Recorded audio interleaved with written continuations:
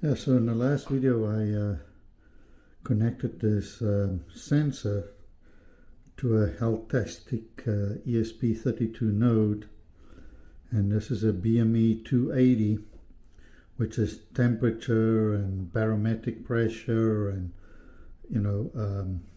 humidity. Although the temperature on it isn't great. It's really meant to calibrate the other two, which is the barometric pressure and the humidity. But so I've put it in this little case over here that I had, which is very nice.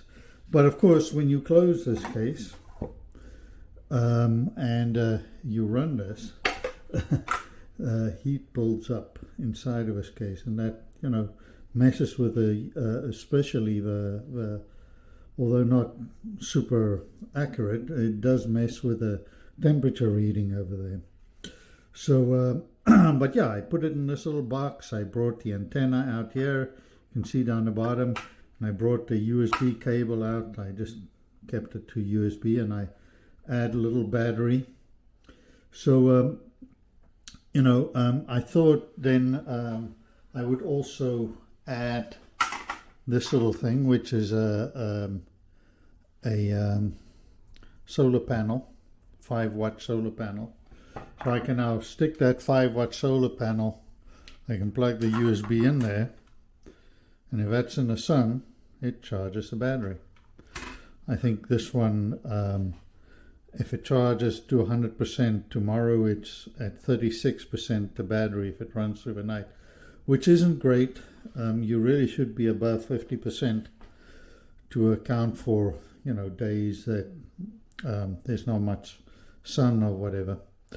But it does charge fairly quickly, and within an hour this battery is back to 100%.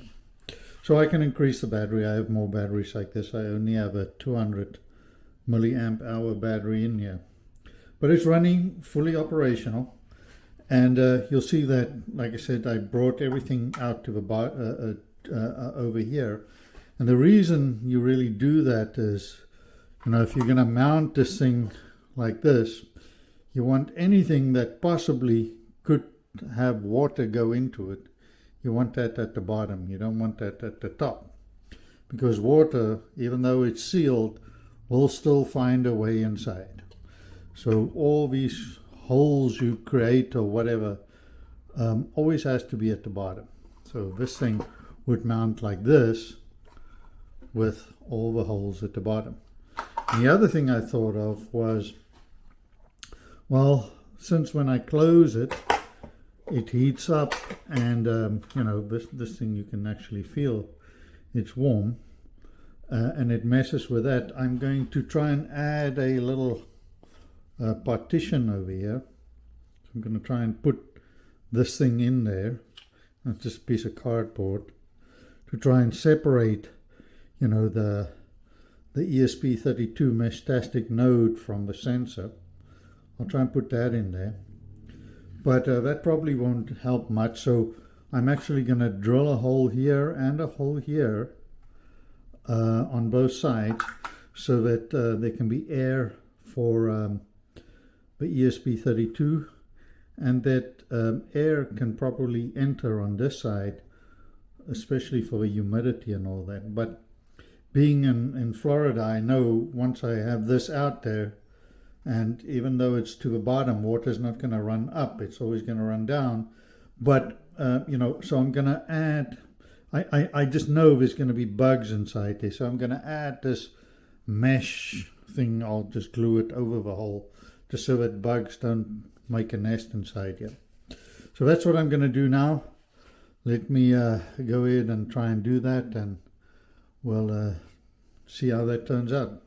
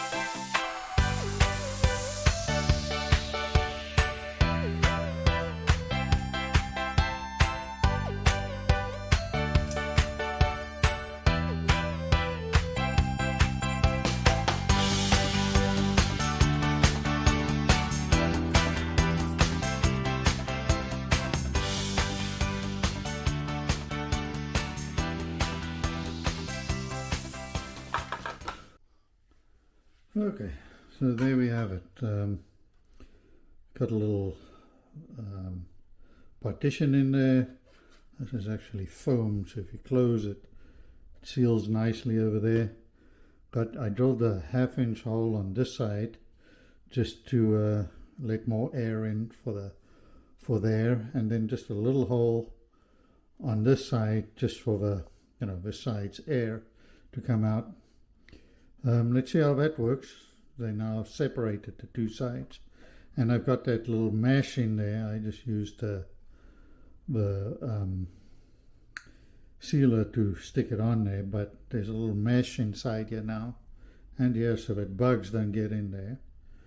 And this can now close like that, be mounted this way again with the holes to the bottom. Water doesn't run up, it runs down. So I'll mount it like this. This is the solar a little panel to charge the battery, and being in Florida, of course, I'm gonna add a little bit of this kind of protection over the wire between the two, just so it doesn't burn up. But yeah, I'll try and send a photo once I've mounted it. A monitor like this should be 1 meter above ground in a shade. That's where you should put a monitor, temperature monitor. But again, the BME 280 that's in here isn't the world's greatest temperature monitor, but I'll mount it 1 meter above ground in the shade. So let's see how that goes. Don't know if it'll work, but we're going to check it out. Thanks for watching.